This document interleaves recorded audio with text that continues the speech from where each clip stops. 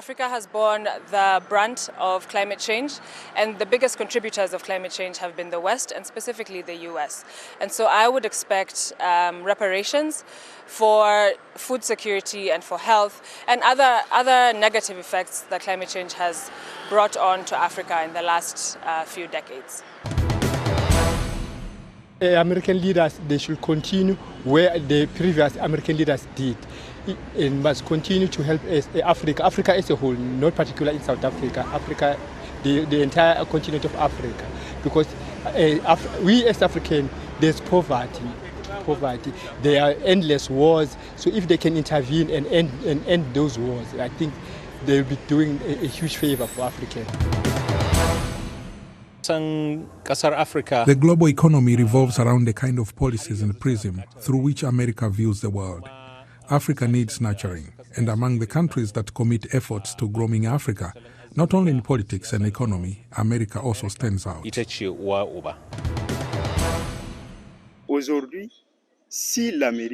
Today, if America still wants to maintain its peaceful relations with African countries, it must adopt a foreign policy that can be adapted to African countries.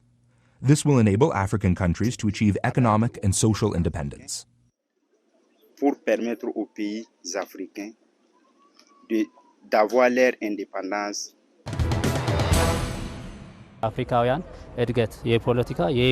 It will be good if the U.S. president elected in November supports the economic and political developments of Africa, because there are things we have been noticing. There has been meddling in other countries, including ours. So I'll be happy if a president who doesn't meddle in the internal affairs of other countries and encourages Africans in their economic and political development is elected.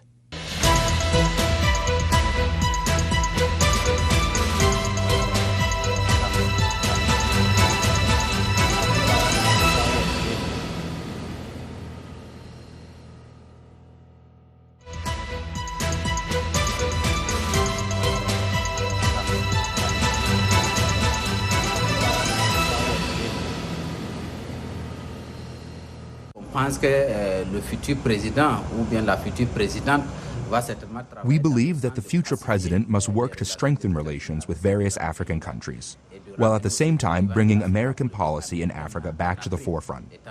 Given that there are other players appearing on the scene, including Russia, which has influence over 3 West African countries, Mali, Burkina Faso, and Niger.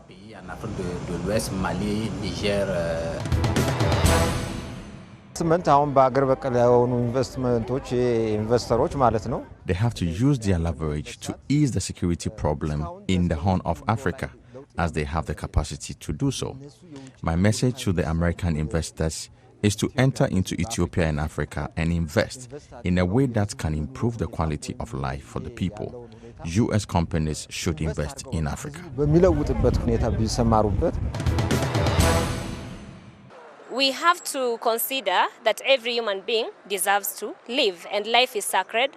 So for me, I don't feel comfortable seeing people dying from east, west, north, south, and that is life that would have been secured. You don't know what is within this life. So I believe that the leadership that is on board and those ones that are coming into leadership, you can look into this and ensure that every human being has their life respected. Yeah, we want peace, and you know that you have the power to enforce this.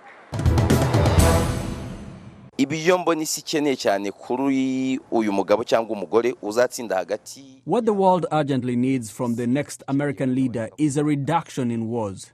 Since World War II and the Cold War, the world has experienced an unprecedented level of fear about the possibility of a war involving nuclear weapons. The United States has significant influence over whether these weapons are used.